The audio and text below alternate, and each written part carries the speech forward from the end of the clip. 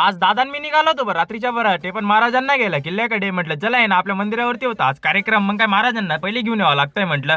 मग काय महाराजांना गेलो भाऊ. म्हटलं चला वाडी पिसोल म्हणून मस्तपैकी निघालो होतो आम्ही डायरेक्ट किल्ल्याकडे गेलो भाऊ. पण ना आपली इच्छाच होत नव्हती खाली उतरायची, कारण की ना इकडे वाघ वगैरे बेकार राहतं. डायरेक्ट किल्ल्याच्या एकदम जवळ होतो आम्ही. दादाला म्हटलं पहिले तू उतर त्याच्यानंतर मी उतरतो. मग दादा पटकन असा खाली उतरला. मग काय महाराजांच्या कुठेकडे गेलो, महाराजांना मस्तपैकी घेऊन आलो. म्हटलं काही विषय नाही. मग महाराजांना गाडीत बिडीत बसवलं आणि त्यानंतर आम्ही निघालो मंदिराकडे. पहिले महाराज गेले व दर्शनाला. म्हटलं चला आपण पण दर्शन करून येऊ.